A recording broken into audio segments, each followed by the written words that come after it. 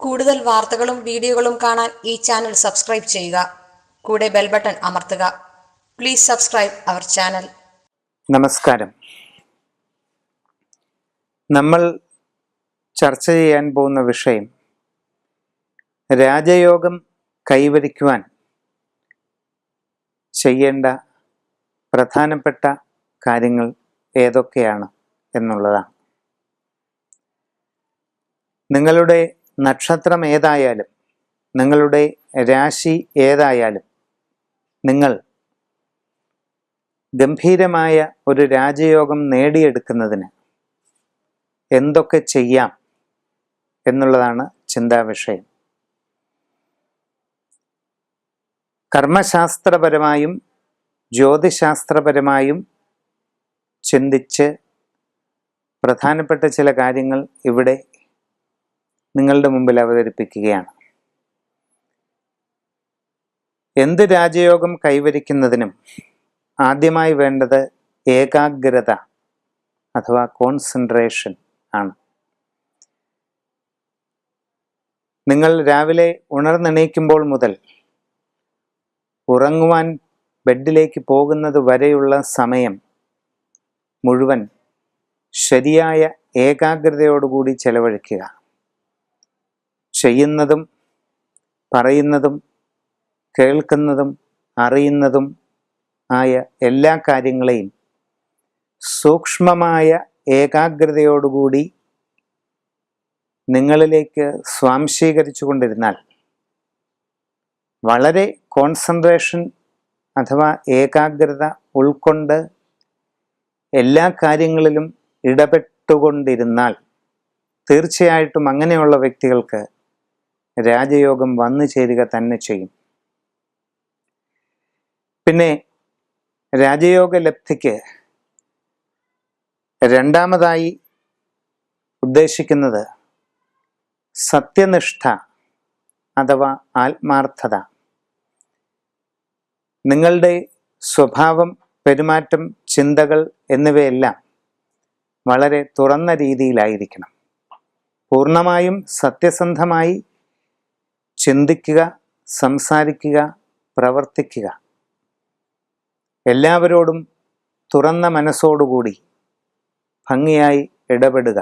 ഇത് നിങ്ങളെ നിശ്ചയമായും ഒരു രാജകീയമായ അവസ്ഥയിലേക്ക് നയിക്കുക തന്നെ ചെയ്യും.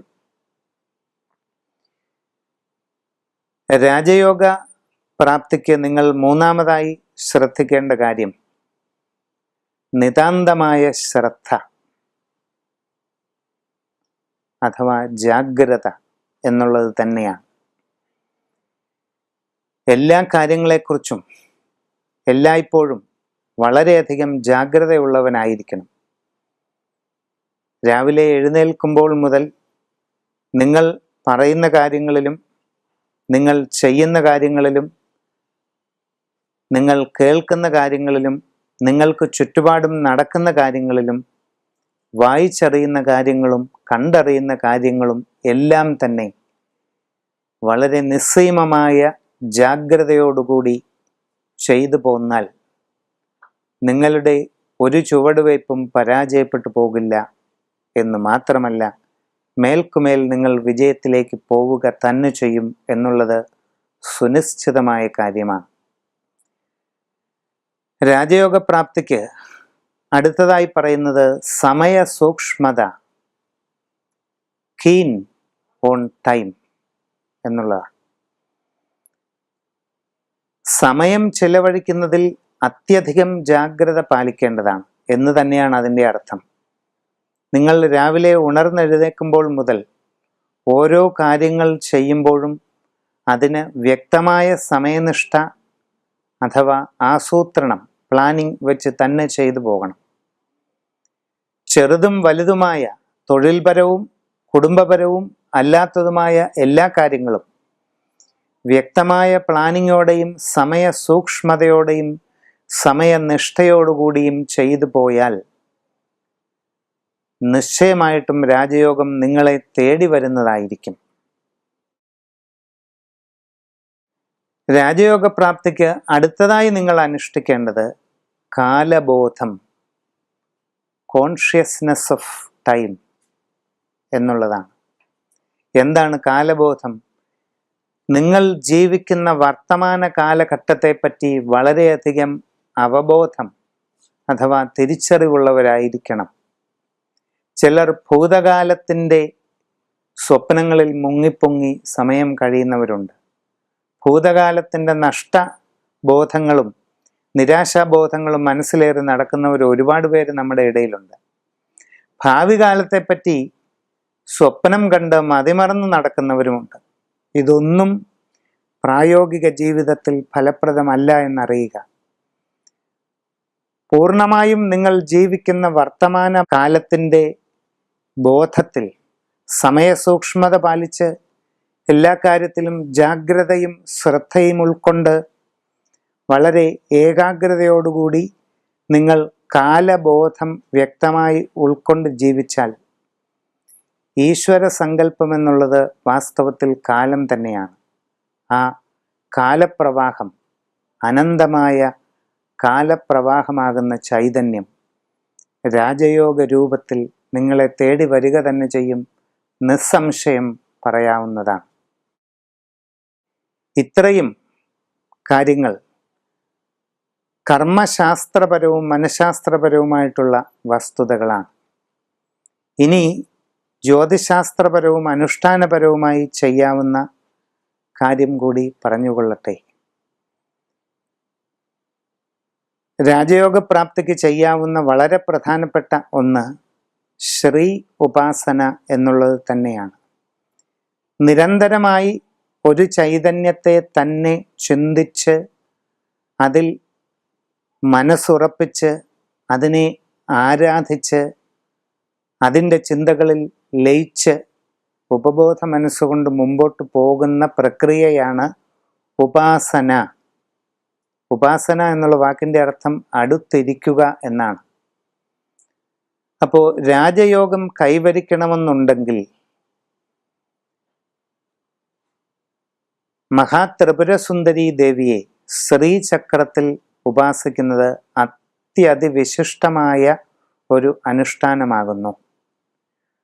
ഈ പ്രപഞ്ചത്തിൻ്റെ ബാഹ്യരൂപമായി താന്ത്രികർ ആരാധിക്കുന്ന അതിവിശിഷ്ടമായ അനുഷ്ഠാന യന്ത്രമാണ് ശ്രീചക്രം. ശ്രീചക്രത്തിൽ അതിൻ്റെ അധിദേവതയായ ജഗദംബികയായ ശ്രീ മഹാത്രിപുരസുന്ദരി ദേവിയെ ശ്രീ എന്ന സങ്കല്പത്തിൽ ഐശ്വര്യലക്ഷ്മി ഭാവത്തിൽ നിരന്തരമായി ഉപാസന ചെയ്തു പോന്നാൽ നിശ്ചയമായും രാജയോഗം നിങ്ങളെ തേടിയെത്തിയിരിക്കും. നിങ്ങൾ ശരിയായ വിധത്തിൽ ഐശ്വര്യലക്ഷ്മിയുടെ താന്ത്രിക വിധിപ്രകാരമുള്ള പൂജ അനുഷ്ഠാനം ഒരു ഗുരുവിൽ നിന്നും സ്വീകരിച്ച് ശ്രീചക്ര ആരാധനയുടെ വിവിധ വശങ്ങൾ മനസ്സിലാക്കി അതിൽ നിന്നും മന്ത്രദീക്ഷ സ്വീകരിച്ച് കൃത്യനിഷ്ഠയോടുകൂടി ഈ ശ്രീയന്ത്രത്തെ ഉപാസിച്ചു പോന്നാൽ എത്ര വിഷമകരമായ സാഹചര്യത്തിലുള്ളവരായാലും ശരി, രാജയോഗം നിങ്ങളെ തേടി വരിക തന്നെ ചെയ്യും.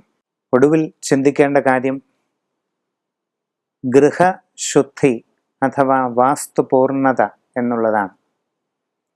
നിങ്ങൾ താമസിക്കുന്ന വീട് ഏറ്റവും പരിശുദ്ധമാക്കി വെക്കുക. യാതൊരുവിധ മലിന വസ്തുക്കളും ഉണ്ടാകാതെ ഗൃഹ ആരൂഢ ശാസ്ത്രവിധിപ്രകാരം ദോഷകരമായ കാര്യങ്ങളോ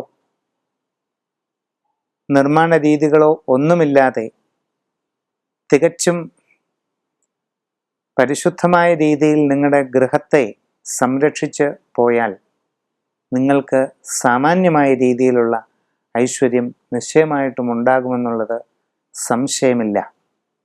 അതുകൊണ്ട് ഇതുവരെ പറഞ്ഞ കാര്യങ്ങളെല്ലാം വ്യക്തമായി മനസ്സിലാക്കി അതിൽ ഉറച്ച് മനസ്സർപ്പിച്ച് മുന്നേറുകയും വളരെ ആത്മാർത്ഥതയോടെ ഡെഡിക്കേറ്റഡായി ശ്രീയന്ത്രത്തിൽ ദേവി ഉപാസന നിരന്തരം ചെയ്തുകൊണ്ടിരിക്കുകയും ചെയ്താൽ രാജയോഗം നിങ്ങളെ തേടിയെത്തുക തന്നെ ചെയ്യും. നിസ്സംശയം പറയാവുന്നതാണ്. നമസ്കാരം. കൂടുതൽ വാർത്തകളും വീഡിയോകളും കാണാൻ ഈ ചാനൽ സബ്സ്ക്രൈബ് ചെയ്യുക. കൂടെ ബെൽ ബട്ടൺ അമർത്തുക. Please subscribe our channel.